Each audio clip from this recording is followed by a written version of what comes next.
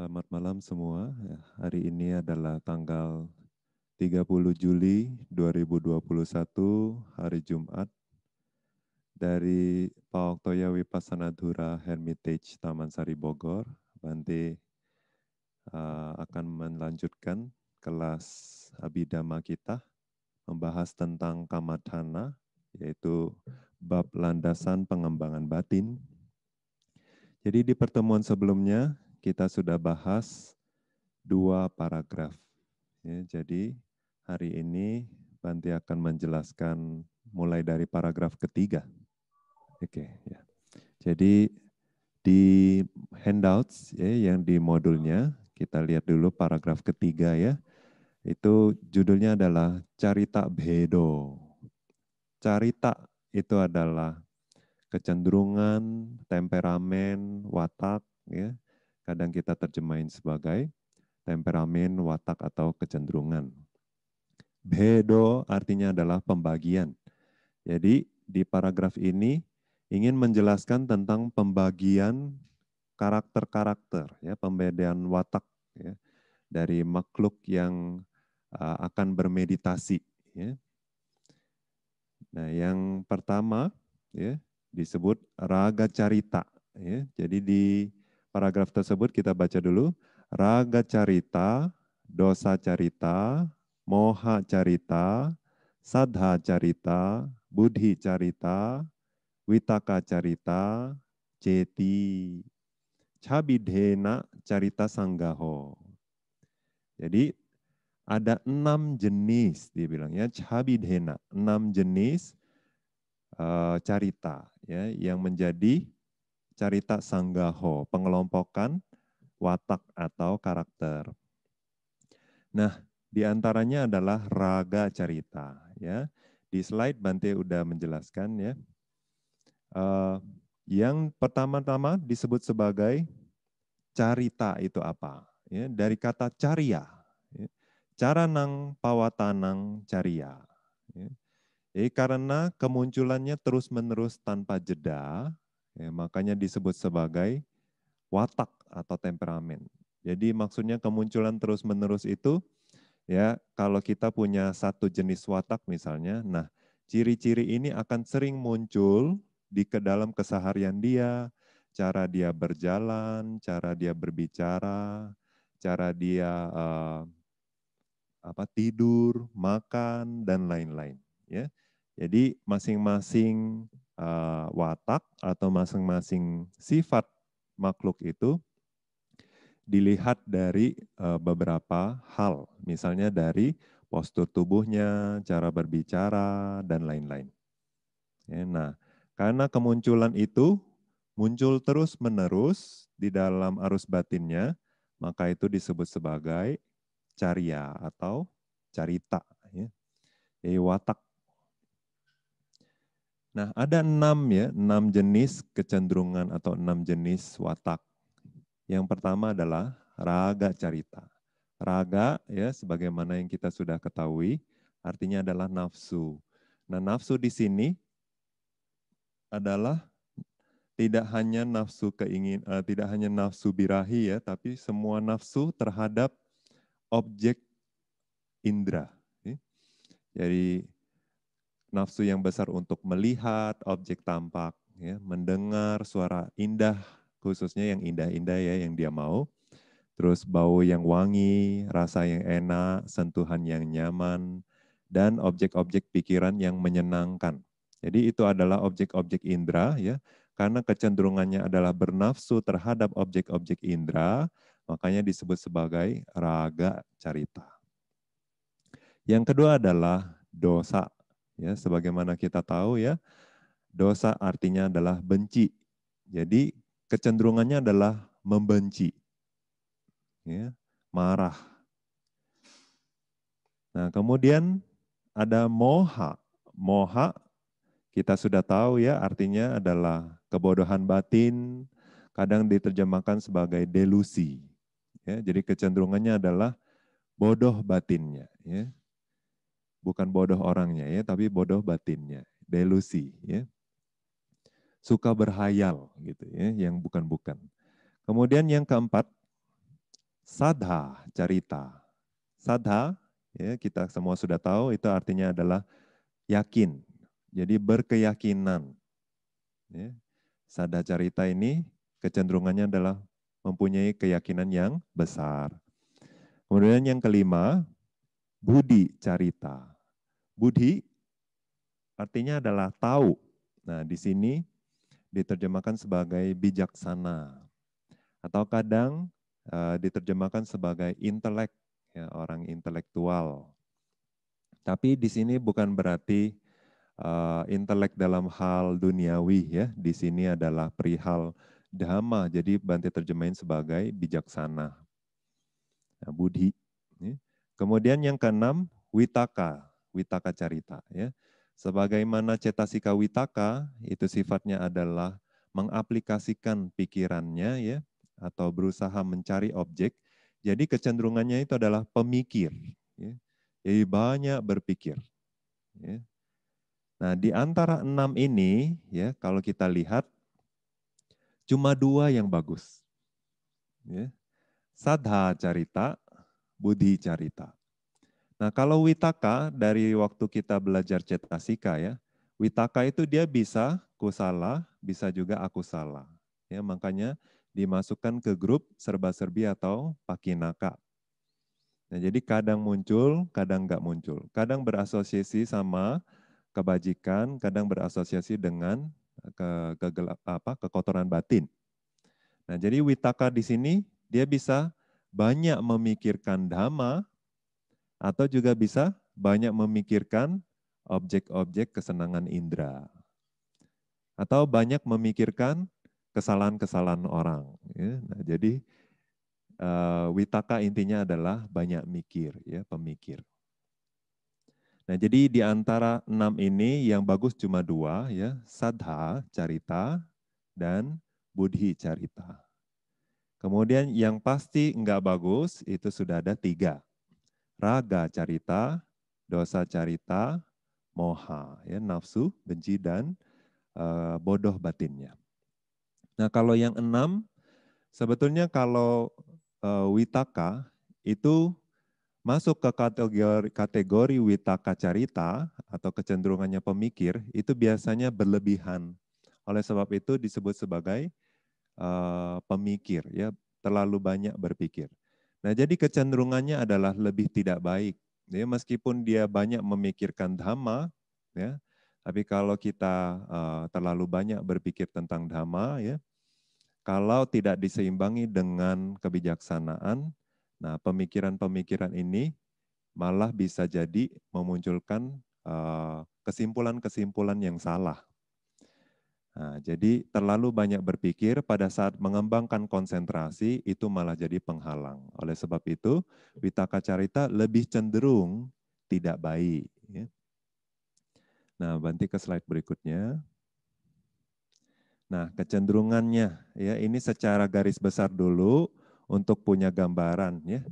Jadi yang pertama, raga carita itu kecenderungannya mencari dan tidak mau melepas kesenangan indera. Ya. Mencari dan tidak mau melepas. Pertama dia mencari dulu, berusaha mendapatkan. Nah, setelah mendapatkan dia sulit lepas, ya, karena itu yang dia mau. Nah, raga carita ini sama sadha carita itu paralel. Ya. Jadi kebanyakan sifat mereka itu sama, kecuali fenomena batinnya saja. Ya, yang fenomena batin yang sering muncul di arus batinnya itu berbeda.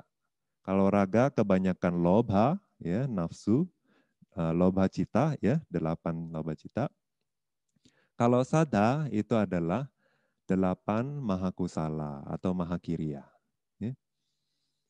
Nah, jadi perbedaannya itu, tapi cara berjalannya, dia suka makan apa, cara berbicaranya, pembawaannya, cara dia berdiri, dan lain-lain itu mirip, ya, sama raga carita dan sadha carita. Nah, jadi karena apa? Keduanya juga punya kecenderungan yang sama. Kalau raga carita itu mencari dan tidak mau melepas kesenangan indera, kalau sadha carita mencari dan tidak mau melepas kualitas-kualitas batin yang baik. Ya. Nah, yang satu hal-hal yang tidak baik, ya. Kalau sadha carita mencari kualitas batin yang positif. Ya, jadi misalnya dia dengar Buddha menjelaskan bahwa kita harus mengembangkan tekad, kita harus mengembangkan saca atau kejujuran, ya, kebenaran dan lain-lain, ya, sedikit keinginan sederhana. Nah, kalau sadha carita dia terinspirasi, dia berusaha untuk mendapatkan dan pada saat sudah menjalankan dia akan berusaha terus mempertahankan kualitas batin itu agar tidak hilang. Ya. Jadi kualitas-kualitas yang baik dia selalu termotivasi untuk mendapatkannya. Nah, kalau raga carita enggak, dia mencarinya kesenangan indera. Ya. Jadi paralel mereka, sama-sama mencari dan tidak mau melepas. Ya. Oke. Kalau dosa carita, ya kebencian, ya membenci. Kecenderungannya adalah menyalahkan makhluk hidup, mencari kesalahan yang tidak real, ya, yang tidak nyata, yang bukan-bukan, ya. Jadi dia selalu mencari kesalahan-kesalahan. Nah, sebetulnya tidak hanya makhluk hidup, ya, tapi semuanya. Komputer ini juga lelet misalnya, ya. Terus lampu ini juga tidak terang, ya. Terus karpet ini juga, ya, sudah lama tidak dicuci dan lain-lain, ya. Nah, jadi dia selalu mencari-cari kesalahan saja, ya. Apalagi makhluk hidup yang sering berinteraksi sama dia. Nah, tapi belum tentu kesalahannya selalu yang pantas dicela, ya. Jadi selalu yang tidak real.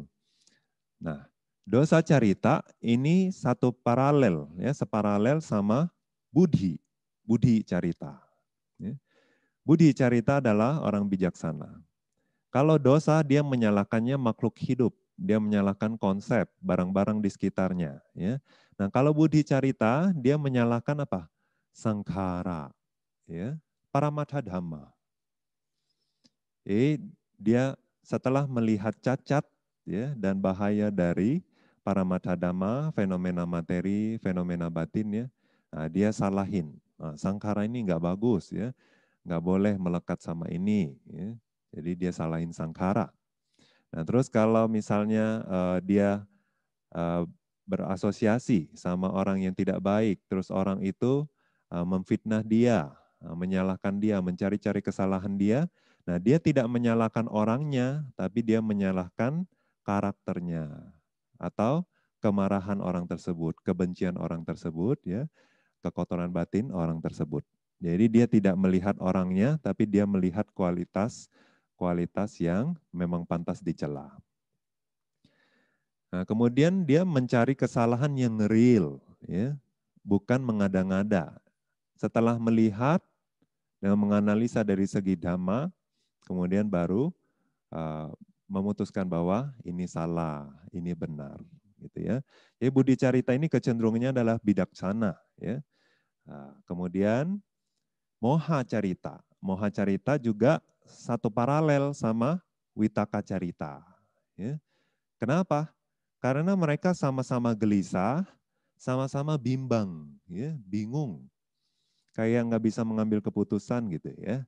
Gelisah karena bingung kalau moha carita. Ya, jadi moha carita ini kecenderungannya ngikut saja. Ya. Terus kalau orang demo, dia ikut demo. Nah, kayak gitu ya. Terus kalau orang makan, dia ikut makan. Terus kalau orang memuji, ya orang lain dia ikut puji. Dia ngikut-ngikut aja. Enggak tahu benar atau salah, dia tidak pilah dulu, ya dia ikut. Ya, kecenderungannya gitu. Gelisah karena bingung dia. Terus bimbang karena kedangkalan pemahamannya. Kadang-kadang dia jadi bingung sendiri. Nah, saya harus ngapain? Apa yang seharusnya lebih baik dilakukan? Nah, segini sudah cukup belum? Oh, belum cukup. Nah, harusnya bagaimana? Dia selalu bingung. Ya, itu moha carita. Nah, kalau witaka carita, ya gelisah juga dia, ya karena memikirkan beragam aspek. Ya. Dia banyak pikiran, dia pertimbangin ini, pertimbangin itu, tapi lebih tidak bisa memutuskan ya, yang mana yang baik, yang mana yang benar. Nah, yang harusnya dijalankan. Jadi dia jadi malah bingung karena kebanyakan mikir. Ya. Terus bimbang karena dugaan yang tergesa-gesa. Jadi seringkali dia mengambil keputusan, tapi karena kebijaksanaannya kurang, ya seringkali dugaan atau pengambilan kesimpulannya itu sering salah, sering meleset. Ya. Jadi bimbang dia jadi mengambil keputusannya itu tergesa-gesa. Nah, jadi moha carita sama witaka carita ini juga cara berjalan, terus makanan yang disukai, terus cara berbicara, ya, dan lain-lain itu mirip, ya, kebanyakan sama. Nah, oke.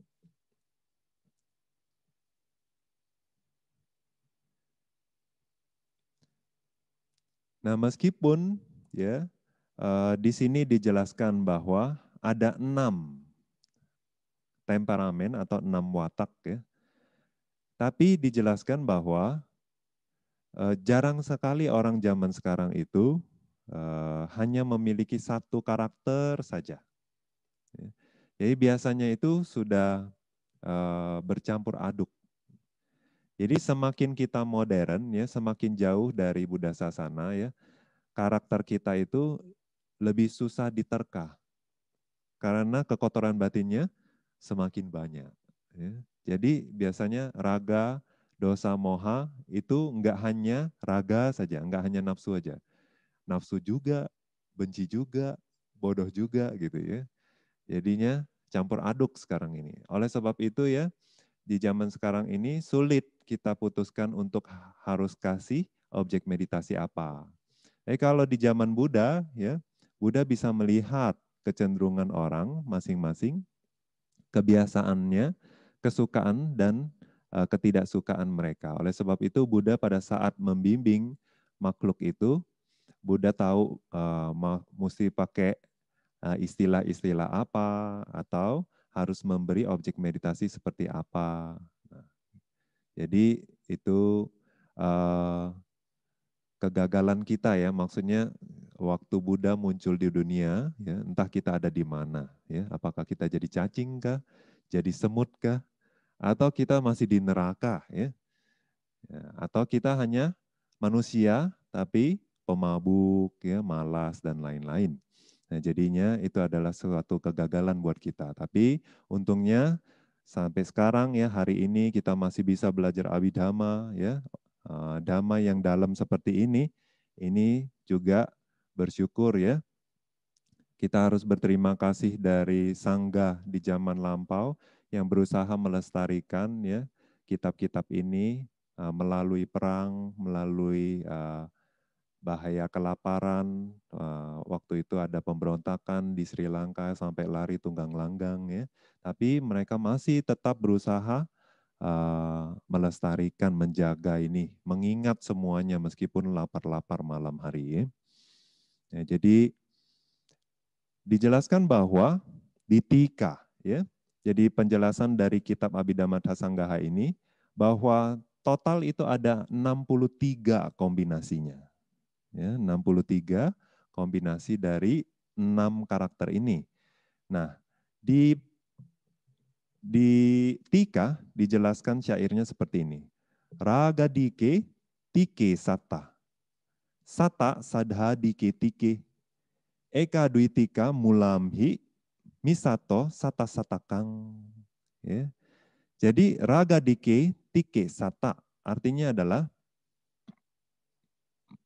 kombinasi antara 3 saja, yaitu raga, dosa, dan moha. Nah, kalau di antara 3 ini dikombinasikan, kita mendapat 7 katanya. 7 jenis. Jadi terdapat 7 jenis dalam rangkaian raga, dosa, dan moha. Nah, begitu juga sata sadhadike tike. Artinya adalah terdapat 7 jenis dalam rangkaian sadha, buddhi, witaka. Ya, yang yakin, yang bijaksana, dan yang pemikir. Nah, kemudian eka duitika mulamhi misato sata-satakang, ya.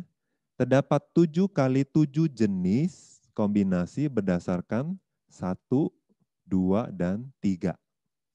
Nah, maksudnya apa 1, 2, dan 3? Nah, terus bagaimana maksudnya kok raga dosa moha bisa jadi 7, sada budi witaka jadi 7. Terus bagaimana bisa jadi 7 kali 7 kombinasi? Ya, nah Bante jelaskan satu-satu. Nah, Bante berusaha menjelaskan dengan tabel ya, mudah-mudahan lebih bisa diikuti. Oke, tabel baris yang pertama ya, baris yang pertama. Jadi kalau 3 raga, dosa, dan moha, rangkaiannya adalah raga saja, dosa saja, moha saja. Terus raga dan dosa, raga dan moha, dosa dan moha, dan raga, dosa, moha. Itu total ada 7. Ya. Raga 1, dosa 1, moha 1. Terus raga dosa 1, raga moha 1. Terus dosa moha 1, raga dosa dan moha 1. Jadi 7 jenis. Ya. Nah, begitu juga dengan sadha budi dan witaka. Ya. Sadha 1, budi 1, witaka 1.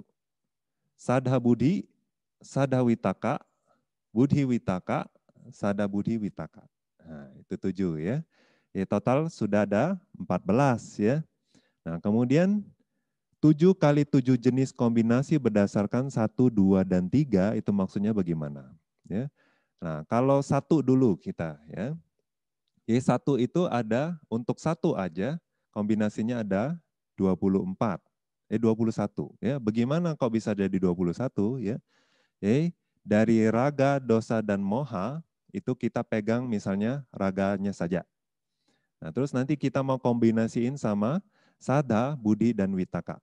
Jadi yang pertama adalah raga sadha. Oke. Kemudian raga budi, raga witaka. Ya.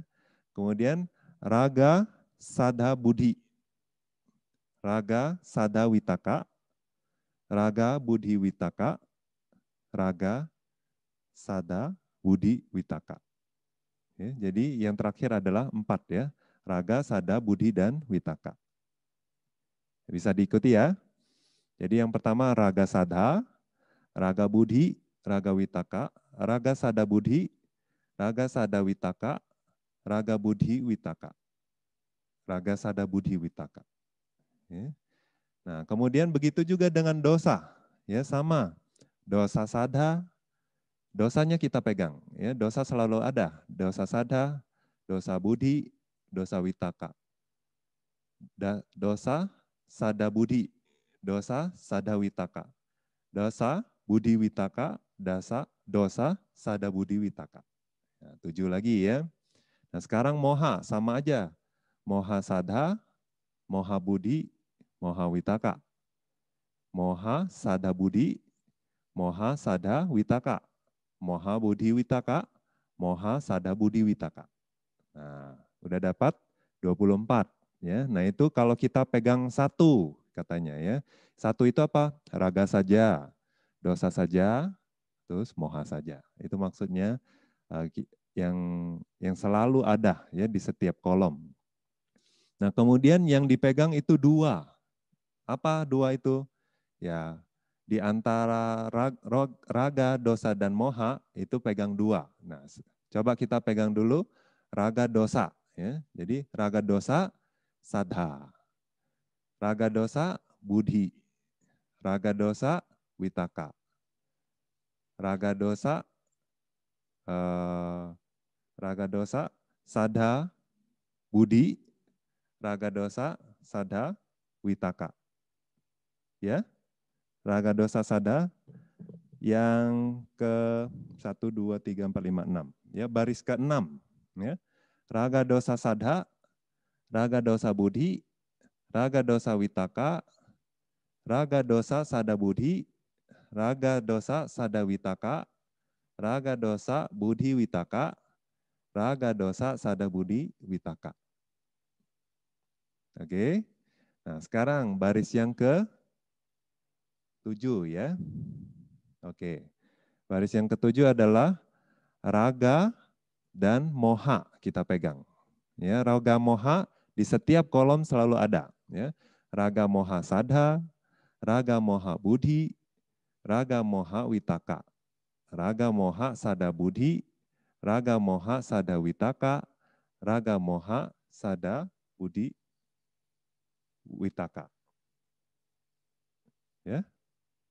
Sada buddhi, sada witaka, buddhi witaka, sada buddhi witaka. Ya. Nah, terus yang ke-8 ya, yang dipegang apa? Tadi raga dosa sudah. Kemudian raga moha sudah. Sekarang dosa dan moha. Jadi dosa moha sadha, dosa moha buddhi, dosa moha witaka, dosa moha sada buddhi, dosa moha, kok jadi dasa ya, dosa moha sadha witaka, dosa moha buddhi witaka, dosa moha sada buddhi witaka. Ya. Nah, sekarang yang dipegang tiga-tiganya ya. Jadi raga, dosa, moha. Oke. Jadi raga, dosa, moha sadha satu ya. Raga, dosa, moha buddhi, raga, dosa, moha witaka, raga, dosa, moha sada buddhi, raga, dosa, moha sada witaka, raga, dosa, moha buddhi witaka, raga, dosa, moha sada buddhi witaka. Nah, jadi mudah-mudahan kita jangan campur aduk seperti ini ya. Karena semakin campur aduk berarti kilesanya semakin banyak ya. Yang mudah-mudahan yang baik yang mendominasi ya. Nah, tapi katanya kemungkinan ya orang zaman sekarang itu juga saling campur aduk ya. Nah, oleh sebab itu sebetulnya intinya adalah kalau waktu kekotoran batin muncul, kita harus berusaha redam, kita berusaha jangan lakukan. Tapi kalau hal-hal yang baik muncul, sadha, buddhi muncul, ya itu harus kita kembangkan dan kita pertahankan. Nah itu sebetulnya intinya ya. Nah total berarti ada 63, ya 7 tambah 7 tambah 49. Jadi total ada 63 variasi. Nah, kalau yang ngerti matematika, mereka bisa pakai rumus peluang, ya, faktorial. Jadi sekarang kita mau bahas lebih detail, ya, raga itu seperti apa, ya, kemudian dosa itu seperti apa, moha itu seperti apa, ya. Oke, pertama dari segi akar, ya. Akar ini maksudnya sebab, ya, awal. Nah, katanya, ya, dijelaskan bahwa kalau raga carita, kenapa kok jadi raga carita? Ya, itu yang kita perlu tahu ya. Mengumpulkan kusala kama untuk mendapatkan kenikmatan indera karena keserakahan terhadap kesenangan indera. Jadi waktu dulu ya di kehidupan lampau mungkin ya kita melakukan kusala kama ya. Oleh sebab itu pada saat berbuah kan kita jadi manusia ya. Nah, tapi kusala kamanya itu waktu kita mengumpulkan banyak nafsu muncul. Ya, misalnya zaman sekarang kita juga bisa lihat ya, lihat ke dalam ya, jangan lihat keluar ya. Nah, lihat ke dalam. Jadi waktu kita berdana misalnya, terus kita sembari lihat dana orang, itu kayaknya enak ya. Nah, terus oh nanti saya mau ambil ini nih, mudah-mudahan nggak habis gitu ya. Nah yang seperti itu berarti berdana, mau berdana, tapi banyak pikiran-pikiran apa? Nafsu. Ya. Terus atau lihat, yang di depan ini ganteng juga, yang di depan ini cantik juga gitu ya. Nah, dan lain-lain ya. Mencium baunya, terus pada saat berdana juga mungkin sembari makan permen atau mengulum sesuatu gitu ya. Nah jadi fokusnya itu banyak dikisari oleh pikiran-pikiran bernafsu. Oleh sebab itu kalau ya kusala kama dari berdana ini membuahkan hasilnya, dia bisa jadi manusia yang mempunyai raga carita. Ya. Nah, ada beberapa kitab ya, ada beberapa sudut pandang yang menjelaskan bahwa karena terlahir dari alam dewa. Ya, jadi sebelum jadi manusia itu katanya dewa atau dewi. Ya. Nah, karena mereka sepanjang hidupnya untuk waktu yang lama, itu kebanyakan adalah bermain-main, ya, menikmati kesenangan indera. Ya. Oleh sebab itu, pas jadi manusia juga masih ada kecenderungannya seperti itu, ya, besar nafsunya. Ya, kenapa disebut dewa, kenapa disebut dewi? Ya, karena katanya Dawatiti, dewa, ya, karena suka bermain, makanya disebut dewa. Main-main apa? Main-main kesenangan indera. Pokoknya kebanyakan itu menikmati kesenangan indera. Ya. Terus kesenangan inderanya juga karena superior, lebih superior daripada manusia, ya. Oleh sebab itu bisa jadi sangat melekat. Ya. Nah, kalau sadha carita itu katanya pada saat mengumpulkan kusala kama di kehidupan lampaunya, ya, itu disertai dengan keyakinan yang kuat, ya, keyakinan kepada Buddha, Dhamma, Sangha, atau keyakinan kepada kama, ya, kama sakata, samadhi, ya, merenungkan kama, atau dia juga yakin kepada 3 latihan, ya, masa latihan moralitas, latihan konsentrasi, latihan kebijaksanaan, ya. Kemudian dia percaya bahwa yang menerima dana ini orang-orang yang berlatih 3 latihan ini, ya. Atau dia percaya bahwa ada hukum kama, ya. Jadi kalau saya berdana ini, ya, di masa depan ini akan membuahkan kama yang baik dan lain-lain. Jadi keyakinan yang kuat seperti ini yang mengisari pada saat dia melakukan kebajikan-kebajikan. Oleh sebab itu pada saat membuahkan hasilnya, dia punya sadha carita, ya, wataknya penuh keyakinan. Nah, bagaimana cara jalan, ya, terus cara dia melaksanakan tugas-tugas kesehariannya, bagaimana makanan yang dia suka, ya, terus bagaimana respon dia terhadap hal-hal yang dilihat, didengar, dan lain-lain, dan fenomena apa yang sering terjadi dalam batinnya. Nah, di sini Bante ringkas saja, ya. Berjalan, berbicara, bersikap, beraktivitas dengan apik dan terampil. Ya, ini tingkah lakunya. Nah, itu maksudnya apa, ya? Di Wisuddhimagga dijelaskan dengan lebih detail, ya. Jadi dia itu kalau dia berjalan normal, ya, biasa-biasa saja, tidak dibuat-buat, ya. Biasanya orang yang raga dan sadha itu berjalannya dengan hati-hati. Terus seperti mengendap-endap. Ya. Jadi hati-hati sekali berjalannya. Terus kakinya juga menapak langsung, ya, dengan rata. Ya. Terus juga dia tidak tergesa-gesa, jalannya pelan-pelan gitu, ya. Jadi apik dia itu jalannya, rapih. Kemudian dia juga pas menapak itu semuanya tapak langsung gitu, ya, enggak kayak nusuk bumi gitu, ya. Jadi dia menapak langsung. Terus bahkan ada yang kecenderungannya itu bahagia, jadi kayak agak mantul-mantul jalannya, ya. Jadi kayak ada per. Kalau Anda, ya, berjalan seperti ini bisa jadi Anda adalah raga, ya. Tapi mudah-mudahan Anda bukan raga, tapi Anda sadha, ya. Jadi karena keyakinan dan yang bernafsu itu cara jalannya sama, ya.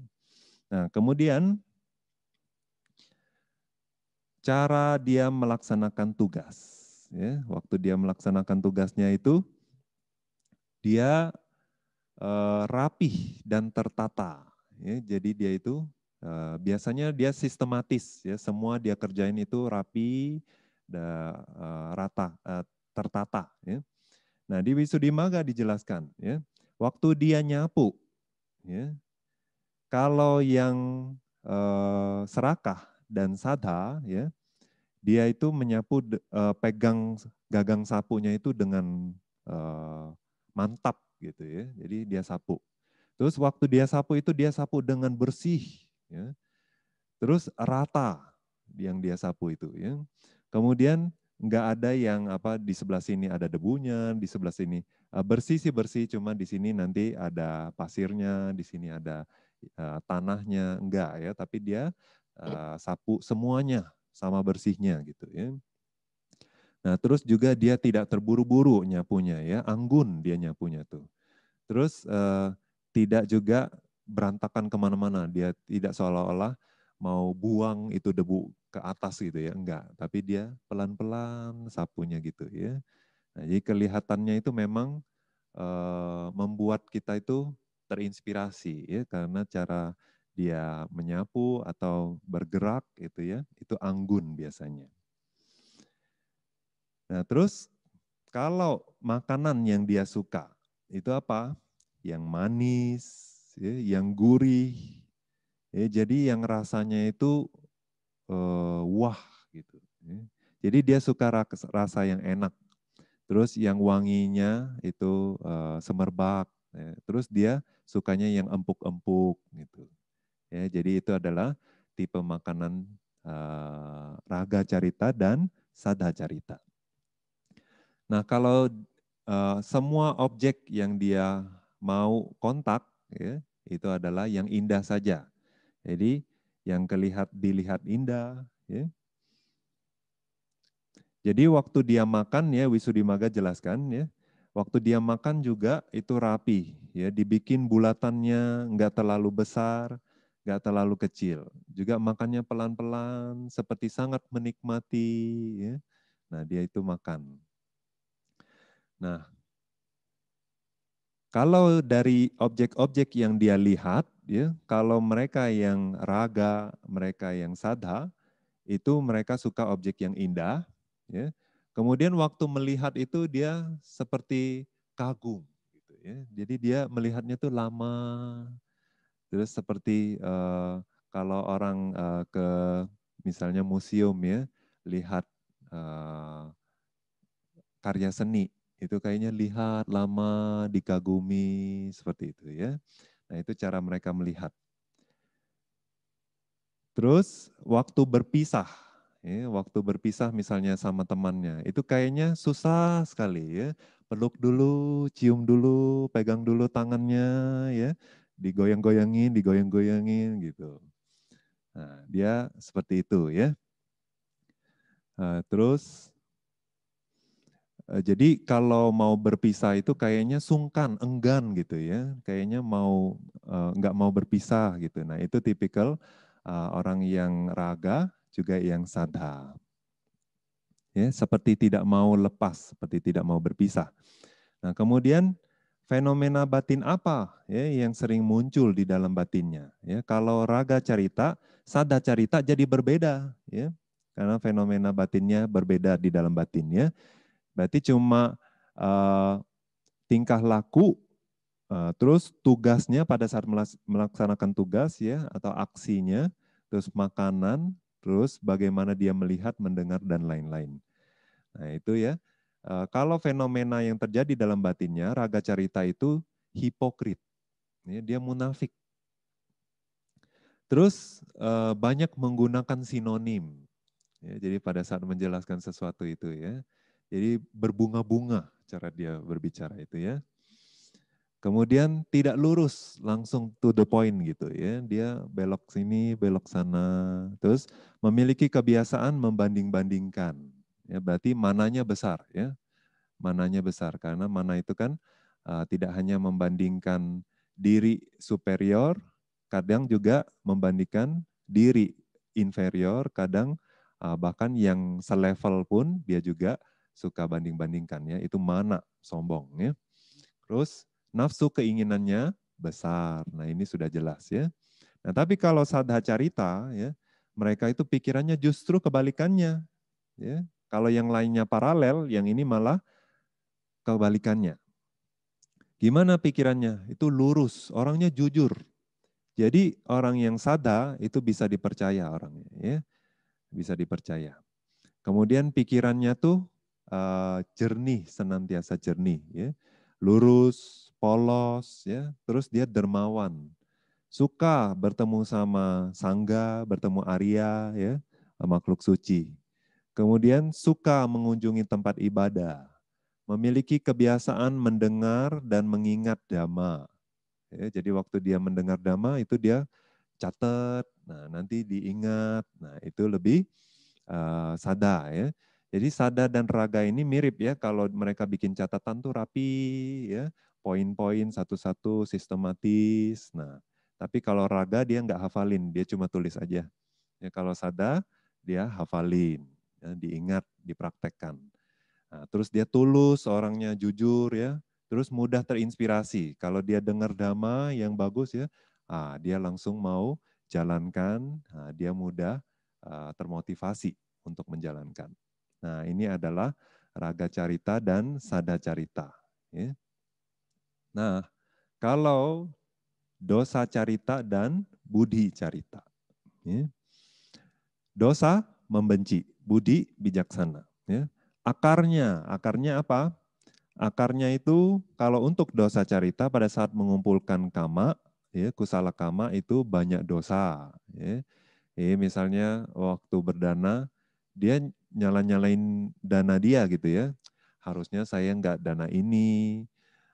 Terus tuh kan lihat yang lain juga pada dana ini, jadinya kan mubazir gitu kan, jadi kebanyakan. Nah, jadi dia pokoknya selalu nyari-nyari kesalahan ya. Nah, yang seperti itu kalau dia terlahir ya membuahkan hasilnya, dia jadi dosa carita. Manusia tapi dosa carita. Ya. Nah, terus kalau yang budi carita, berarti dia banyak merenungkan dhamma pada saat melakukan kusala kama. Ya.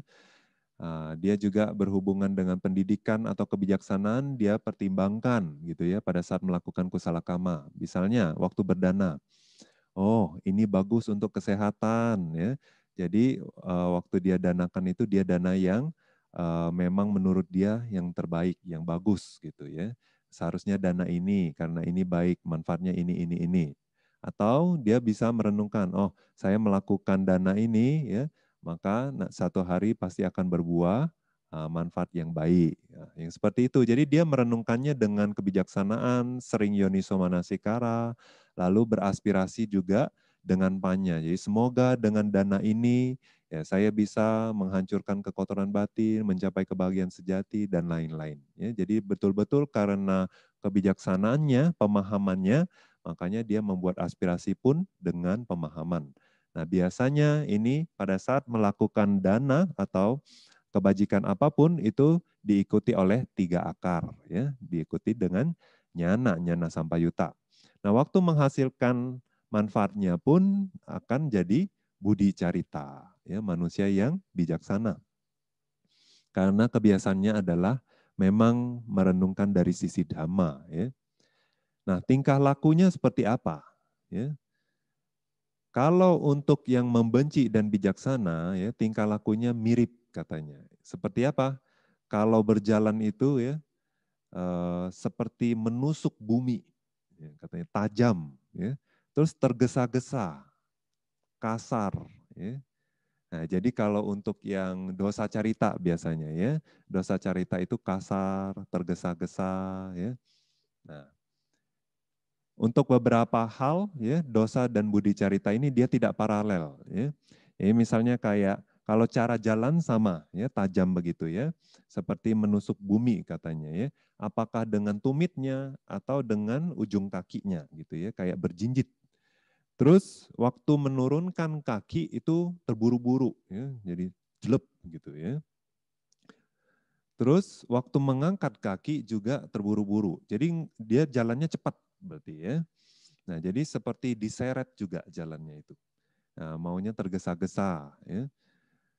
Kemudian, kalau cara menjalankan kesehariannya, ya, kalau untuk yang dosa dan budi itu tidak elegan jadinya, karena kan kesannya tergesa-gesa, mau buru-buru, ya, tidak rapi. Ya. Nah, jadi di Wisuddhimagga dijelaskan pada saat dia pegang sapu, misalnya mau menyapu nih ya, dia pegang sapunya itu terlalu kuat katanya, menggenggam dengan kuat.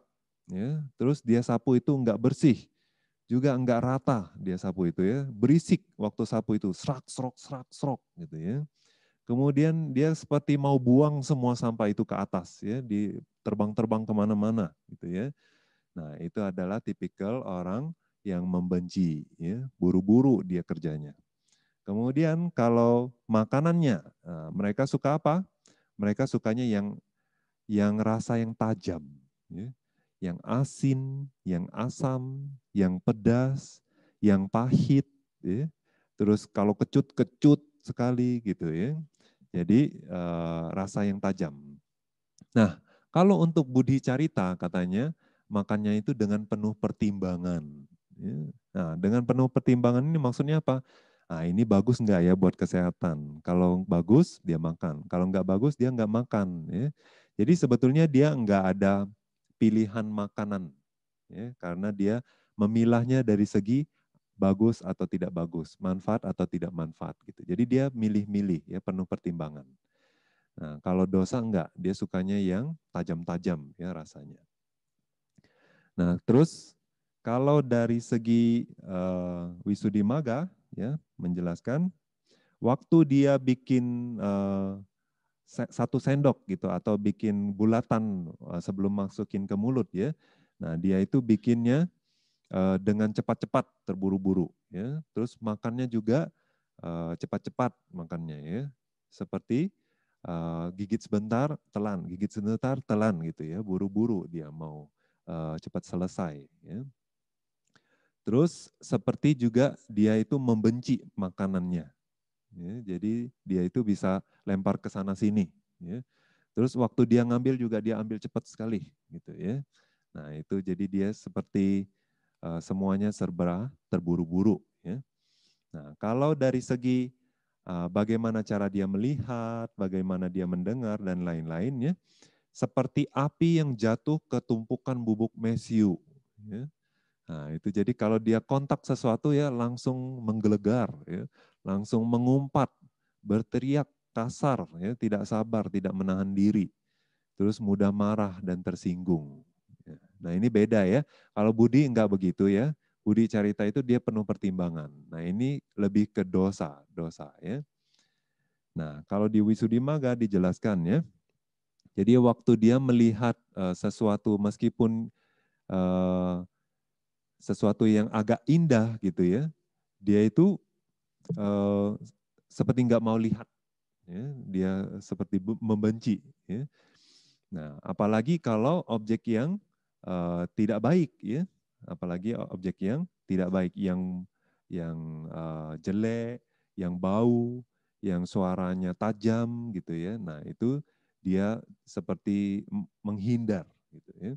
Nah, terus waktu dia berpisah, ya, dia enggak ada manis-manisnya lagi ya, enggak lagi bilang ya sampai ketemu lagi, enggak ya, dia langsung buang muka, dia langsung pergi, ya, pegang pun enggak lagi, salam pun juga enggak lagi ya, dia cepat-cepat mau berpisah.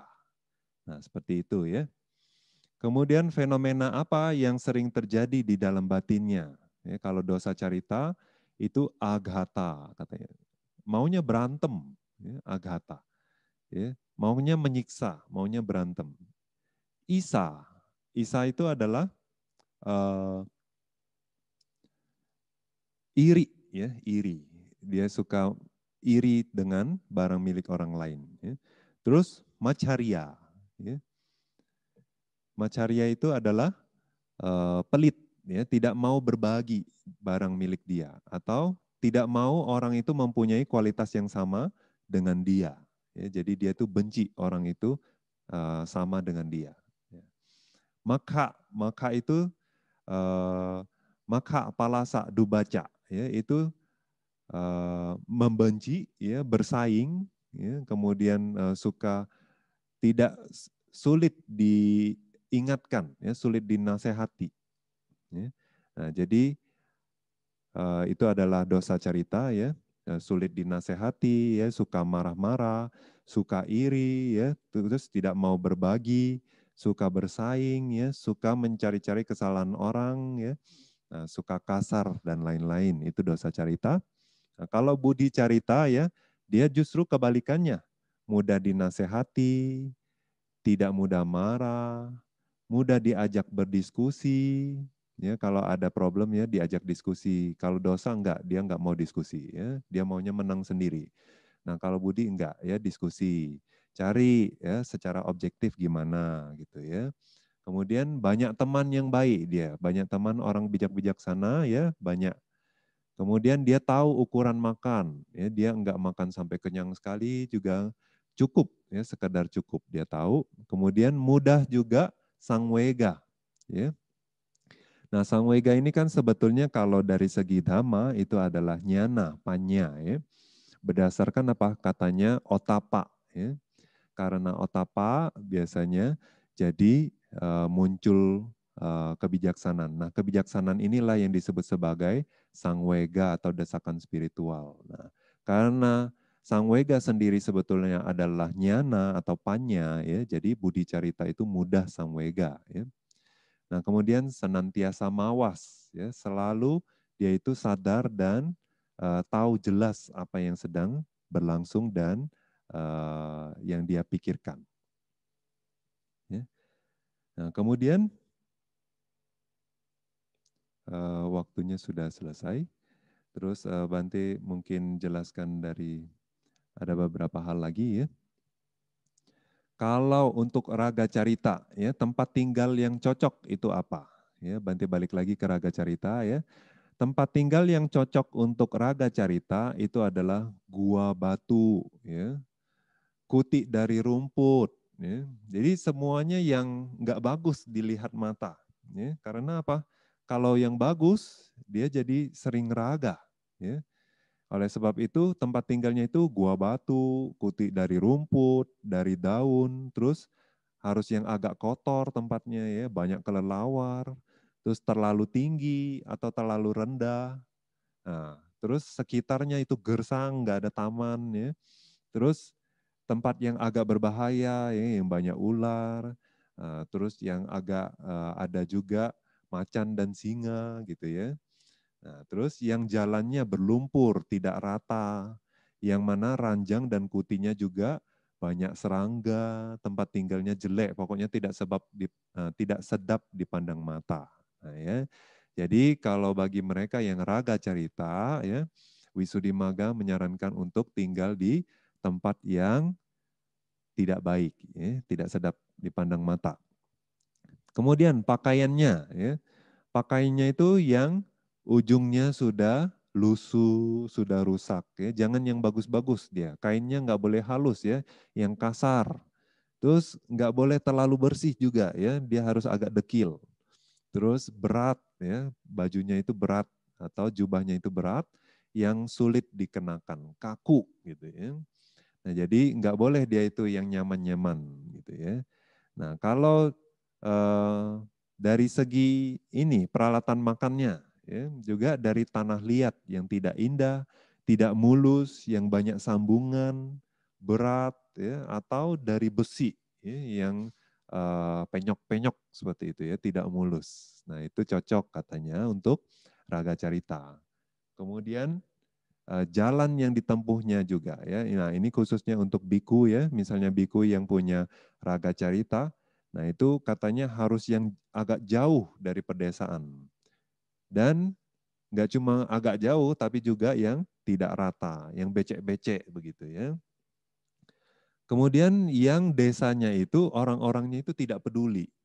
Ya, bukan yang ya Bante silakan duduk, yang sopan, yang ramah seperti itu jangan ya. Yang kayaknya itu misalnya seperti contohnya ya budak yang jelek ya. Nah itu yang melayani dia itu nggak boleh yang tampan dan cantik, nggak boleh orang-orang yang berpakaian rapi ya seperti orang-orang kota ya. Jadi sebaiknya kalau raga carita ini kelihatannya jangan tinggal di kota ya, lebih baik di hutan atau di daerah yang agak orangnya itu kasar-kasar gitu ya. Nah, jadi kalau dari segi makanan, ya, tadi Bante juga udah ya jelasin makanan kesukaan mereka. Oleh sebab itu ya pada saat mau mereka berlatih, ya mereka mau berlatih, makanannya itu baiknya yang keras, terus berasnya yang beras pecah, kemudian yang campur aduk makanannya, ya. Terus nggak perlu yang ditata dengan rapi gitu, yang campur aduk semua, ya. Terus atau bubur asam, ya, yang sudah agak hampir-hampir busuk gitu ya. Jadi kasihan sekali ya. Nah, terus kari, kalau dari kari itu dari sayur-sayuran yang sudah layu katanya gitu ya. Atau segala sesuatu yang sekedar hanya mengganjal perut. Ya. Nah, ya mudah-mudahan tidak banyak ya yang Raga Carita ya, karena sulit juga mencari tempat yang seperti ini ya, kecuali di hutan ya, di tempat yang sedikit pemukimannya. Nah, kalau secara postur ya baiknya dia meditasinya bagaimana? Baiknya dia itu lebih banyak berdiri atau berjalan meditasinya. Ya, jadi meditasi berdiri atau meditasi berjalan. Dia itu nggak boleh postur yang nyaman ya, duduk berbaring itu karena kecenderungannya adalah menikmati. Jadi kalau nggak dia jadi muncul nafsu, dia jadi malas biasanya. Nah, kemudian objeknya apa? Ya, objeknya juga meskipun kayak seperti kasina warna, ya, sebetulnya objek seperti ini itu netral ya. Sebetulnya watak apa aja boleh latih kasina warna. Ya. Tapi kalau untuk yang raga, dia itu harus cari warna yang jelek. Ya. Jadi kalau biru nggak boleh cari biru yang bagus, yang mengkilap gitu, nggak boleh ya. Carinya biru yang butek, yang kotor, seperti yang buram. Ya. Nah itu, jadi objek carinya yang tidak bagus, yang buram gitu ya. Nah, kalau sadha carita ya, dia malah cocok dengan yang seperti dosa ya. Nah, dosa yang seperti apa? Nanti akan jelaskan di pertemuan berikutnya. Ya. Sadu, sadu, sadu. Jadi malam ini karena udah jam 8 lewat ya, sampai di sini dulu. Sisanya Bante akan jelaskan di pertemuan berikutnya. Ya. Sadu, sadu, sadu. Baik, kalian Mita, selanjutnya kita akan memasuki sesi tanya jawab. Silakan kalian Mita yang mau bertanya bisa secara langsung dengan klik raise hand atau menuliskan pertanyaannya di kolom chat. Ya, Bante, pertanyaan dari hari Selasa lalu masih ada 7 pertanyaan. Kami akan bacakan ya diawali dari pertanyaan minggu lalu. Boleh Bante? Ya boleh, silakan kok. Baik, pertanyaan dari Ibu Nia dengan Bapak Supriyanto ini ada korelasinya. Kami langsung bacakan. Wandami Bante, untuk mencapai meditasi vipassana, kita harus mencapai upacara samadhi di meditasi samatha ya Bante. Artinya selama kita tidak bisa melihat kebenaran hakiki, maka kita tidak bisa berwipasana. Ya, jadi untuk mencapai meditasi vipassana ya, kita harus mencapai upacara samadhikah gitu ya. Jadi di meditasi samatha ya. Jadi kemarin ya, kemarin Bante udah jelasin belum ya? Nah, Anda boleh cari ya waktu Bante menjelaskan tentang Ditthi Wisudi ya, Anda boleh cari di YouTube ya. Nah, di sana Bante sudah jelaskan kalau mereka yang punya konsentrasi seperti upacara samadhi atau mereka yang sudah punya jana ya. Lalu waktu mereka mau masuk ke vipassana ya, mereka bisa memulai dari melihat fenomena batin ya. Nah, khususnya faktor-faktor jana yang sudah jelas ya, karena waktu upacara samadhi faktor jana sudah mulai kuat ya, khususnya kalau di jana faktor jananya jadi lebih stabil ya daripada upacara samadhi. Nah, jadi oleh sebab itu mereka bisa melihat faktor-faktor jana itu dengan mudah ya. Nah, tapi kalau untuk mereka yang tidak punya jana, ya, mereka nggak bisa, nggak ada pilihan lain. Ya. Kalau yang punya konsentrasi, apakah mereka mau lihat fenomena batin dulu ya, atau mereka juga bisa lihat fenomena materi. Ya, dengan pertama-tama berlatih meditasi 4 unsur. Ya. Nah, kalau untuk yang nggak punya konsentrasi ya, pertama-tama setidaknya harus mengembangkan meditasi 4 unsur dulu. Ya. Karena sebetulnya yang namanya fenomena materi itu adalah rupa kalapa ya. Pertama kita harus melihat rupa kalapa dulu. Setelah lihat rupa kalapa, baru kita menganalisa fenomena materi di dalam rupa kalapa tersebut. Ya. Nah, jadi untuk bisa melihat rupa kalapa tersebut, ya itu jalan masuknya adalah dari meditasi 4 unsur. Oleh sebab itu ya, di Sakapanhasutta, di ada kata dari Sakapanhasutta ya, itu Sang Buddha menjelaskan ya kalau untuk mengajarkan rupa kamatana itu Sang Buddha sendiri mengajarkan mulai dari meditasi 4 unsur ya. Oleh sebab itu kalau mau berlatih wipasana pertama-tama ya harus bisa melihat fenomena materi atau fenomena batin hakiki ya. Nah, kemudian kalau sudah bisa melihat fenomena materi atau fenomena batin, bukan berarti sudah berwipasana. Ya. Jadi kalau kita analisa dari segi wipasana nyana, ya, awalnya ada nama rupa pariccheda, ya, kemudian pacaya parigaha nyana. Nah itu belum wipasana, ya. Itu belum wipasana. Itu hanya objek wipasana. Ya.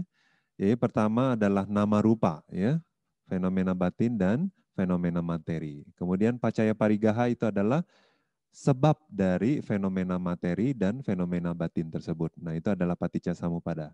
Jadi objek dari wipasana itu secara singkat adalah nama rupa atau sebab akibat dari nama rupa tersebut atau paticca samuppada. Nah terus ini juga belum namanya wipasana kalau belum bisa melihat kemunculan dan kelenyapan dari fenomena materi dan batin ini. Ya.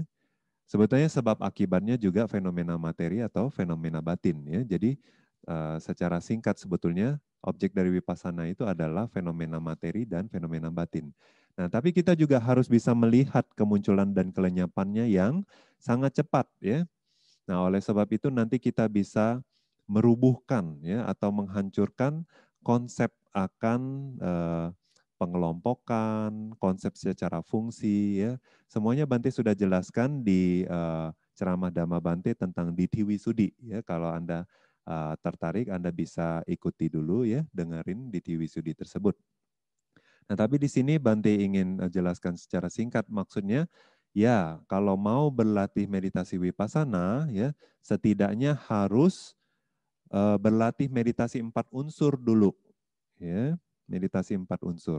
Nah, atau kalau mereka yang sudah punya jana ya, oke mereka nggak perlu latih meditasi 4 unsur, tapi bisa langsung melihat fenomena batin, yaitu adalah faktor jana. Nah, tapi kalau waktu mereka ingin melatih fenomena materi untuk melihat fenomena materi, tetap pintu masuknya adalah meditasi 4 unsur. Nah, meditasi 4 unsur ini sendiri adalah samatha bhawana. Ya. Nah, jadi waktu dikembangkan, tingkat konsentrasi maksimum yang bisa dihasilkan itu setara dengan upacara samadhi. Ya. Nah, tapi ini hanya perumpamaan saja disebut sebagai upacara samadhi. Ya. Jadi sebetulnya di pertemuan yang sebelumnya Bante sudah jelaskan, kalau di dalam itu enggak ada ruangan, kita tidak bisa bilang pintu yang di depannya itu adalah pintu masuk. Ya. Jadi sebetulnya pintu aja, tapi enggak bisa masuk. Jadi bukan pintu masuk ya, karena di dalamnya enggak ada ruangan. Nah, oleh sebab itu kalau konsentrasi itu ya objek itu tidak bisa menghasilkan jana ya, maka kita tidak bisa bilang konsentrasi maksimum yang bisa dihasilkan itu adalah upacara samadhi. Karena yang namanya upacara itu adalah seperti beranda ya, berandanya dari jana. Jadi konsentrasi yang dekat dengan jana itu baru namanya upacara samadhi. Nah, jadi ini hanya perumpamaan saja. Nah, sebetulnya lebih tepatnya itu disebut sebagai khanika samadhi. Jadi konsentrasi yang momen per momen. Ya. Karena objeknya selalu berubah, ya. Tanah, air, api, angin, tanah, air, api, angin, terus diputar-putar-putar-putar, ya. Nah, nanti konsentrasi yang dihasilkan itu jadinya objeknya selalu berubah, makanya mengambil objek itu momen per momen kesadarannya. Nah, jadi tapi kekuatan samadinya itu mirip seperti upacara samadi. Oleh sebab itu sering disebut sebagai upacara samadi. Ya. Nah, setidaknya berarti harus punya upacara samadi. Nah, tapi untuk masuk ke wipasana, ya, satu tubuh itu akan menjadi cahaya yang terang. Ya. Nah, seluruh tubuh, ya, yang tadinya kita renungkan sebagai tanah, air, api, angin itu akan menjadi sebongkah cahaya yang terang. Nah, tapi itu juga belum wipasana, ya. Nah, kalau mau kita masuk wipasana, kita harus terus merenungkan dari tubuh cahaya tersebut, yaitu tanah, air, api, angin. Nah, nanti lama-kelamaan dia akan terurai, ya, jadi buyar. Jadi rupa kalapa yang muncul lenyap dengan sangat cepat. Nah, tapi itu juga belum objek dari wipasana, ya. Tapi fenomena materi dari setiap rupa kalapa tersebutlah yang menjadi objek dari wipasana. Nah, karena dari pengalaman para guru mengajar, ya, kita lihat kalau meditator mengambil rupa kalapa sebagai objek lalu merenungkan sebagai anicca dukkha anatta, memang dia lihat rupa kalapa muncul dan lenyap dengan sangat cepat, ya. Tapi kalau yang dia ambil sebagai objek adalah rupa kalapanya, ya, maka nanti pelan-pelan rupa kalapa akan bergabung lagi, ya, jadi solid lagi, jadi padat lagi, ya. Jadi dia enggak terurai, enggak muncul lenyap lagi, jadi stabil. Ya. Nah, itu sebabnya kadang meditator, ya, kalau dia fokusnya ke konsep, nah nanti dia jadi cahaya lagi, ya. Nah, malah beberapa berpikir bahwa cahaya ini, oh ini sudah ini momen maga-maganya nadasana nih, ya, upakilesa, ya. Bukan, ya, itu salah besar, ya. Bahkan ini belum mulai vipassana, ya. Jadi tolong-tolong, ya.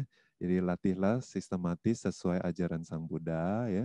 Nah, kalau gitu nanti Anda realisasiannya juga benar, ya, nyananya juga kuat dan stabil.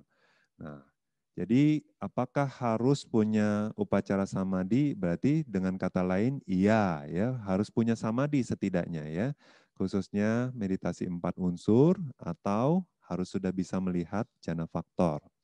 Nah, kalau pertanyaan yang kedua, apakah harus punya jana dan jana yang keberapa baru bisa berlatih wipasana, ya? Nah, itu sebetulnya tidak harus jana, ya. Jadi ada juga arahat itu tidak punya jana, ya, yang disebut sebagai Suddha Wipasaka. Ya, ini juga Bante sudah jelaskan, ya, di ceramah Dhamma Bante, judulnya Diti Wisudi, ya, pemurnian akan pandangan. Di bagian yang pertama, ya, bulan depan Bante akan melanjutkan bagian kedua. Nah, di situ Bante menjelaskan Suddha Wipasaka itu adalah yang memang dari awal sampai akhir itu dia enggak berlatih jana, ya. Nah, tapi karena dia terus pintu masuknya adalah meditasi 4 unsur, ya. Kemudian dengan itu saja dia berlatih wipasana, ya, tidak berlatih jana, ya. Nah, tidak melihat jana faktor berarti, ya. Nah, jadi dia merenungkan terus dari satu objek ke objek yang lain, dari satu objek ke objek yang lain, ya, tanpa jeda, ya, tanpa gap, tidak ada pikiran yang mengembara. Nah, itu juga disebut sebagai khanika samadhi, yaitu samadhi momen per momen. Nah, jadi sama sekali dia tidak punya jana, ya. Nah, jadi tanpa jana pun bisa berlatih. Nah, tapi kalau mau berlatih jana dulu, ya, baru mau berlatih wipasana, saran Bante adalah kalau sudah bisa jana 1, ya, sebetulnya untuk latih jana 2 dan jana-jana berikutnya itu tidaklah sesulit waktu pertama kali mencapai jana 1. Karena apa? Pada jana 1 sendiri pikiran itu sudah terkonsentrasi. Jadi biasanya untuk mencapai konsentrasi yang lebih tinggi itu tidaklah sulit, ya, karena pikiran sudah mudah dibentuk dan terampil. Jadi sudah lunak, ya, tinggal diarahkan saja. Nah, jadi kalau hanya mengembangkan jana 1 itu sayang, ya. teruskan dulu ya, biar jananya itu semakin kuat dan semakin stabil, dan pikiran itu semakin jernih, jauh dari kilesa-kilesa penghambat ya yang akan menjadi kabut pada saat melihat kebenaran nanti. Nah, daripada seperti itu ya lebih baik kembangkan jana yang kuat ya, konsentrasi yang stabil. Nah, nanti waktu berlatih wipassananya bisa melihat dengan jelas, dan terus vipassana nyananya juga jadi jelas dan stabil ya. Sadu, sadu, sadu. Semoga bisa menjawab pertanyaan Bu Nia dan Bapak Supriyanto. Ya, Bante, berikutnya kami akan bacakan pertanyaan hari Selasa lalu. Setelah ini baru masuk ke yang raise hand, Bante. Pertanyaan dari Ibu Meisa Chan dan Anggreni, ini masih ada korelasinya. Wandami Bante, apa fungsi dari latihan persepsi menjijikkan dari makanan? Apa pengaruh objek persepsi yang menjijikan terhadap makanan untuk orang yang kegiatan kesehariannya banyak menyediakan makanan? Silakan, Bante. Jadi pertama ya, apakah fungsi dari latihan persepsi menjijikkan dari makanan ya? Kalau di Pali namanya ahara patikulasanya. Jadi ahara patikulasanya ya. Nah, meditasi ini bagaimana Bante akan jelaskan nanti ya. Ini sebetulnya curi-curi tanya dulu di awal ya. Jadi di program Kamadhana ini ya, agak di belakang ya, Bante akan jelaskan tentang satu persatu meditasi itu bagaimana berlatihnya. Jadi untuk ini, jadi makanan itu kita renungkan cacatnya. Ya. Apakah pada saat kita mencari makanan ini atau mendapatkan makanan ini, atau usaha kita pada saat mendapatkan makanan itu, ya. Terus pada saat dia masuk ke dalam tubuh, apa yang dia akan terjadi di dalam, ya. Terus dia juga bisa jadi sumber penyakit kalau enggak cocok, ya. Nah, dan lain-lain. Nah, jadi kita melihat sebetulnya makanannya bukan sesuatu yang menjijikkan, ya, enggak selalu, ya, enggak perlu juga, ya. Tapi pemahaman kita, pandangan kita yang kita ganti. Ya, jadi kita renungkan bahwa ini sulit didapatkan, ya. Kadang-kadang orang harus menipu, membunuh dan lain-lain untuk bisa menghasilkan makanan ini, ya. Ini semuanya hasil dari keringat, susah ya, banyak aku salah dan lain-lain, ya. Nah, jadi makanan ini jadi patikula, ya, menjijikkan. Sebetulnya makanannya sendiri bukan berarti menjijikkan. Tapi bisa jadi ya makanannya itu, oh makanan ini kelihatannya aja bagus, tapi sebetulnya ini adalah asubha. Pada saat direnungkan ya, kenapa asubha? Ya, jadi kalau waktu berwipasana, asubha itu bukannya objeknya jadi jelek, bukan ya, tapi karena dia punya cacat. Ya. Cacatnya apa? Anicca, dukkha, anatta. Nah, karena dia anicca, dukkha, anatta, maka dia menjadi asubha. Nah, itu pemahamannya.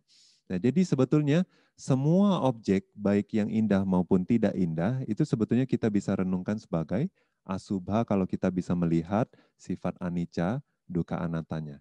Nah, lalu fungsinya apa berlatih meditasi seperti ini ya? Nah, bagi mereka yang raga carita khususnya, yang terlalu pilih-pilih makanan, ya, yang terlalu peduli masalah kesehatan. Nah, bagi orang-orang yang seperti ini ya, itu bagus kalau merenungkan sifat menjijikkan dari makanan. Ya, jadi kemelekatannya terhadap makanan itu bisa teredam atau dikurangi. Apa pengaruh objek persepsi yang menjijikkan terhadap makanan untuk orang yang kegiatan kesehariannya banyak menyediakan makanan? Oh iya, oke. Jadi misalnya Anda itu tukang masak ya, atau Anda memang yang sering menyediakan makanan ya. Nah, itu sebetulnya tidak selalu Anda bukan berarti selalu raga carita ya, bukan selalu orang yang bernafsu. Ya. Nah, tapi kecenderungannya besar biasanya ya, karena apa? Orang yang menyediakan makanan itu biasanya mempertimbangkan estetikanya, ya, rasanya, dan lain-lain. Biasanya itu adalah orang yang detail, ya, detil, dan secara estetika itu harus bagus gitu ya. Nah itu biasanya orang kalau tidak raga carita itu sada carita ya, ada bibitnya ya. Nah jadi kalau untuk mereka yang raga carita ya bagus Anda merenungkan bahwa sebetulnya ya makanan ini adalah menjijikkan ya, Anda bisa renungkan.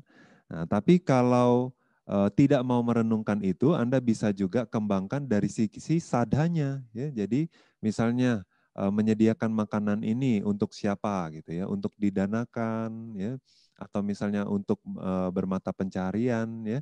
Nah, jadi waktu bermata pencarian itu juga Anda jangan terlalu banyak pikiran-pikiran yang nafsu ya, yang raga carita ya. Jangan terlalu banyak loba ya, tapi untuk menghidupi keluarga ya, untuk bisa berdana, untuk bisa menyekolahkan anak dan lain-lain ya, itu bermata pencarian yang benar. Nah, kalau itu usaha Anda ya, maka pikiran Anda terhadap makanan tersebut tidak melekat ya. Jadi ini hanya sekedar profesionalisnya Anda saja ya.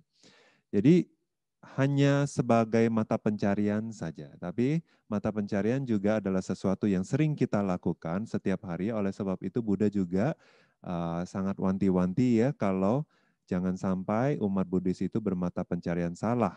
Karena sesuatu yang dilakukan setiap hari itu akan berimbas ya, image-nya akan kuat pada saat meninggal nanti. Nah, oleh sebab itu kalau mata pencariannya benar, maka Anda tidak akan menyesal pada saat satu hari nanti harus meninggalkan dunia ini ya. Jadi kalau Anda bermata pencarian itu benar ya, terus waktu bermata pencarian Anda lebih baik harus beryoniso manasikara ya. Jadi tidak perlu khawatir melekat terhadap makanan. Nah, tapi kalau Anda kemelekatannya sangat besar terhadap makanan ya, nafsu makan Anda besar ya, Anda ingin makan ini dan itu ya. Nah, ada bagusnya Anda melatih meditasi persepsi menjijikkan akan makanan. Sadu, sadu, sadu. Baik, selanjutnya ini pertanyaan dari Kalenamita, Ibu Sriana dari Jambi. Kepada Ibu Sriana. Sekihontu Bante. Yeah. Kalau melihat Bante menerangkan tentang carita itu, yang raga carita itu begitu mengerikan. Maksud saya itu apakah kita bisa tahu atau dinilai orang lain atau dinilai diri sendiri, kita itu caritanya apa gitu. Soalnya kalau salah, seperti raga carita ini dari latihan makan, tempat tinggal, semuanya itu mengerikan. Nah kalau dia tidak tahu dia itu carita apa, mesti gagal lah Bante itu. Di tengah jalan. Terima kasih Bante. Ya, lebih baik kita menilai diri sendiri ya, karena kita yang paling tahu ya siapa diri kita ya. Kadang soal carita ini ya, watak ini juga itu bukannya tidak bisa berubah ya, bisa berubah ya.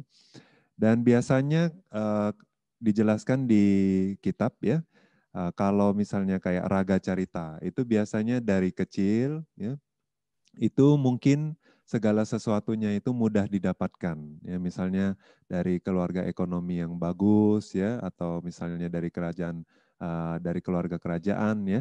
Nah itu karena selalu dikelilingi oleh objek-objek indera, jadi kemelekatannya itu besar gitu ya. Nah sedangkan kalau dosa seperti itu, dosa itu justru yang dari keluarga yang misalnya tidak baik ya. Jadi misalnya suami pukul istri ya, istri pukul suami ya, ada juga ya istri pukul suami ya. Terus atau orang tua suka pukul anak, yang menyiksa anak. Jadi anaknya tuh terlalu tertekan ya. Jadi di dalam hidupnya itu sering trauma. Nah, orang-orang yang banyak trauma seperti ini jadinya antipati ya. Oleh sebab itu dia lebih dosa. Jadi waktu ngelihat orang dari kejauhan dia udah berpikir panjang ya. Orang ini mau ngomong apa? Kalau dia ngomong ini, saya akan jawab ini. Ya, kalau dia dari jawaban saya dia pasti akan tanya begini. Nah, jadi dia 2-3 step lebih cepat berpikir ke depan ya.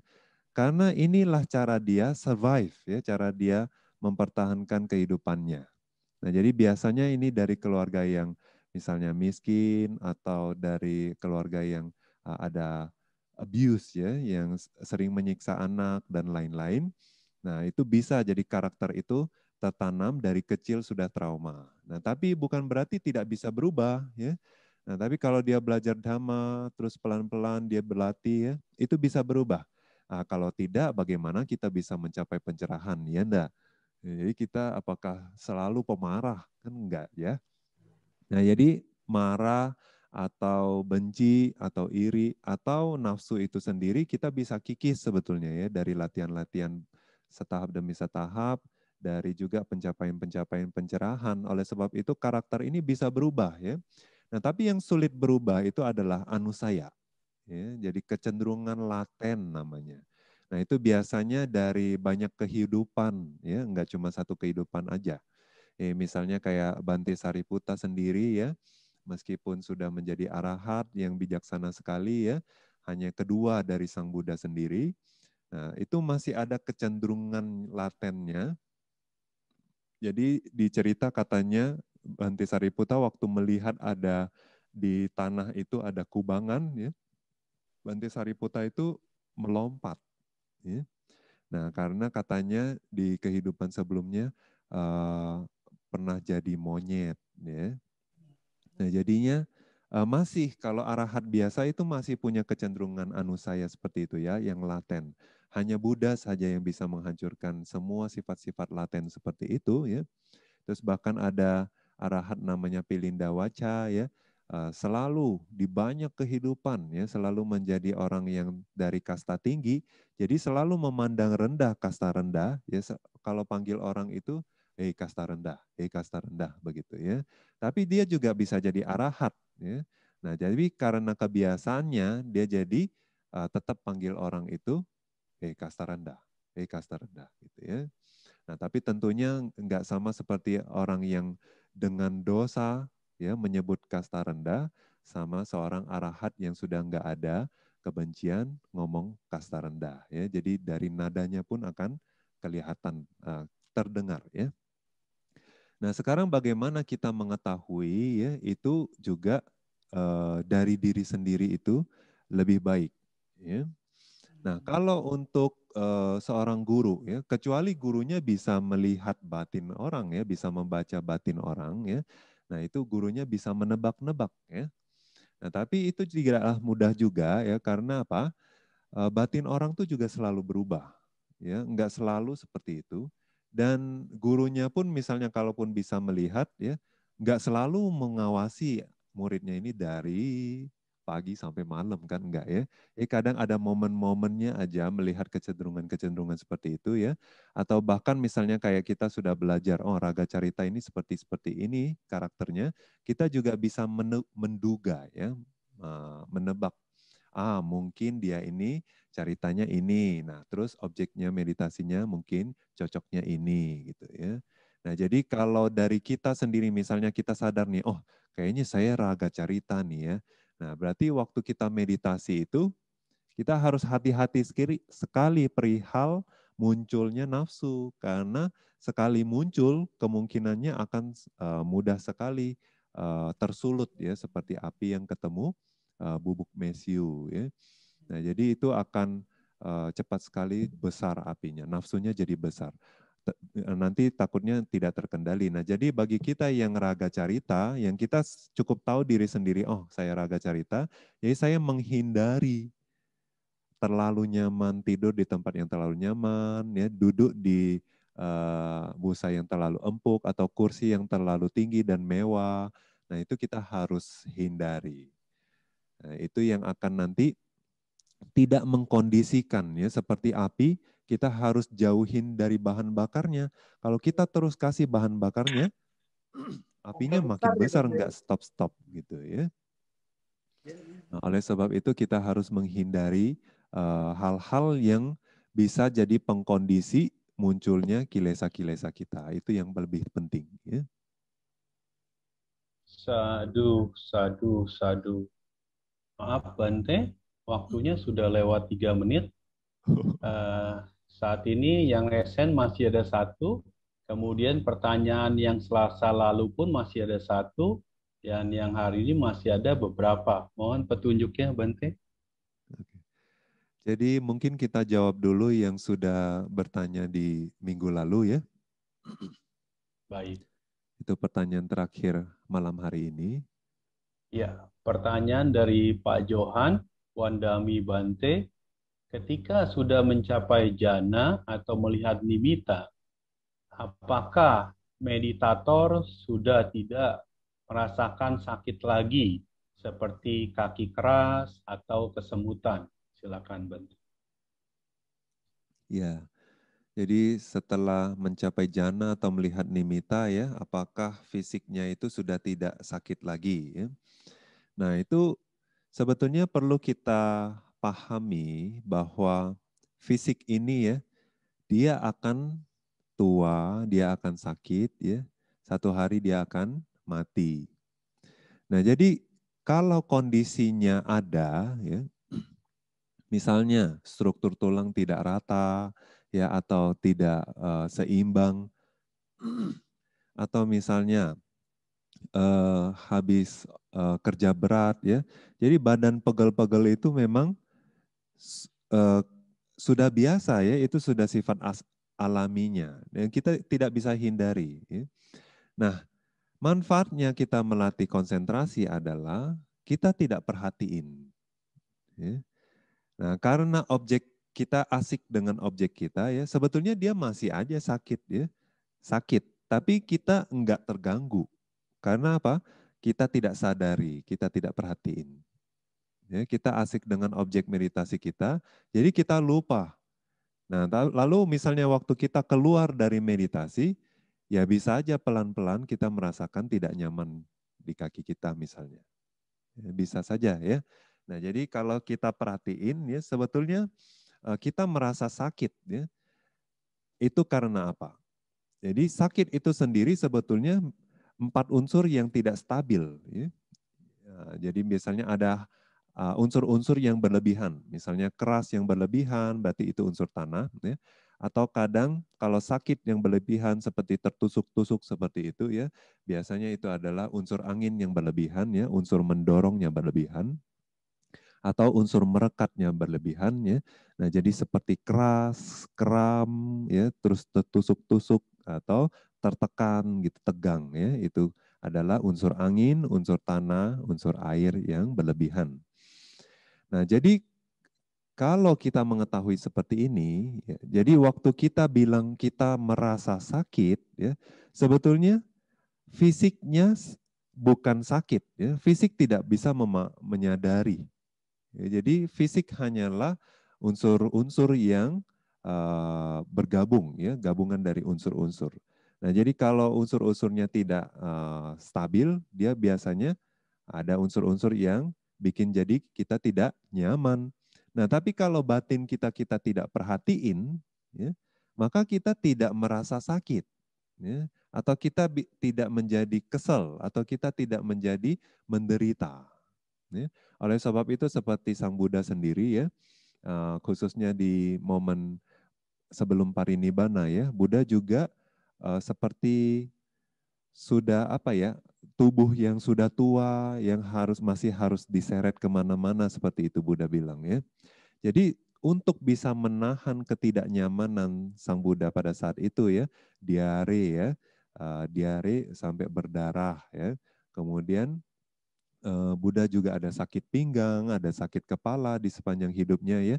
Nah itu masih terjadi, tapi bagaimana Buddha itu tidak menderita karena sakitnya itu, yaitu karena pikirannya diarahkan untuk meredam ya, penderitaan dari rasa sakitnya itu. Ya, jadi pikirannya tidak menderita, ya, batinnya aja yang menderita. Fisiknya itu sakit, tapi pikirannya tidak ikut sakit. Nah, justru kita meditasi itu untuk mengembangkan itu ya. Jadi meskipun waktu kita belum mencapai konsentrasi jana nimitta ya, kita juga sedikit demi sedikit ya berusaha sabar dengan ketidaknyamanan di sekitar kita ya. Nah, nanti kalau konsentrasi kita udah mulai kuat ya, kita nggak usah perhatiin. Ya, kita sibuk aja dengan objek meditasi kita ya, atau pelan-pelan nanti kita lupa. Ya, rasa sakit itu ada, mungkin ada ya, karena rasa sakit itu kadang datang, dia kadang pergi, nggak selalu ada gitu ya. Kadang datang, terus kadang karena kondisinya nggak ada lagi ya, nah dia sudah berkurang, surut gitu ya. Nah, kalau kita nggak perhatiin ya kita asik dengan objek meditasi kita, waktu dia datang kita nggak tahu, waktu dia surut juga kita nggak tahu ya. Nah, nanti waktu meditasi sudah keluar ya, baru kita tahu, oh lagi sakit atau sudah surut gitu. Ya. Sadu, sadu, sadu. Terima kasih Bante Anomodami. Terima kasih Kalenamita yang sudah berpartisipasi dalam sesi tanya jawab. Sesuai petunjuk Bante, pertanyaan Kalenamita akan dilanjutkan pada sesi hari Selasa depan. Kalenamita, mari kita semua bersiap panjali dengan segala kerendahan hati. Mari kita memohon maaf kepada Bante Nyanukamsa atas kesalahan yang pernah kita lakukan, baik melalui pikiran, ucapan, dan perbuatan, sebelum dan selama acara berlangsung. Okasa wandami Bante. Suki hotu, nibbana sapacayo hotu. Maya katang punyang, samina anumoditabang. Sadu, sadu, anumodami. Samina katang punyang, maihang databang. Sadu, sadu, anumoditabang. Sadu, sadu, anomodami, okasa, duaratayena katang, sabang acayang kamata, me Bante. Kamami, kamitabang. Sadu, okasa, kamami Bante. Suki hotu, nibbana sapacayo hotu. Selanjutnya, marilah kita limpahkan jasa kebajikan yang telah kita lakukan dengan pelimpahan jasa yang akan dibimbing oleh Bante Nyanukamsa. Mari semua kita bersikap anjali. Jadi sekarang kita waktunya melakukan pelimpahan jasa. Jasa kebajikan yang sudah kita lakukan selama ini dengan menjalankan moralitas, mendengarkan dhamma, berdiskusi dhamma, bermeditasi. Semoga jasa kebajikan ini melimpah kepada sanak keluarga dan teman-teman kita yang sudah meninggal. Juga kita mau limpahkan jasa kebajikan ini kepada para dewa, pelindung Buddha Sasana, pelindung kita di antara kita, kemudian juga kepada semua makhluk yang terlihat maupun yang tidak terlihat, semoga mereka bisa ikut berbahagia. Dan semoga jasa kebajikan ini menjadi penyebab pendukung dalam usaha kita melenyapkan kekotoran batin dan mencapai kebahagiaan sejati nibbana. Marilah bersama-sama kita lantunkan. Eta wata ca amhehi sambhatang punya sampadang sabe dewa anumodantu sabe bhuta anumodantu sabe satta anumodantu sabba sampati siddhya. Idang menyati nang hotu sukhita hontu nyatayo. Idang menyati nang hotu sukhita hontu nyatayo. Idang menyati nang hotu sukhita hontu nyatayo. Idang me punyang asawa kaya wahang hotu. Idang me punyang nibbana sapacayo hotu. Mama punya bhagang sabasatanang bhajemi desa be me samang punya bhagang labhantu sadhu sadhu sadhu. Kalyanamita, mari kita bersama beraspirasi dengan kebajikan ini. Semoga ajaran Buddha bertahan lama dengan menyebutkan Buddha sasanang cirang titatu sebanyak 3 kali. Mari kita ucapkan bersama-sama. Buddha sasanang cirang tithatu. Buddha sasanang cirang tithatu. Buddha sasanang cirang tithatu. Sadhu, sadhu, sadhu. Bante, kelas Abhidhamma malam ini telah berakhir. Apabila Bante ingin beristirahat, Bante dipersilakan untuk live meeting. Terima kasih Bante.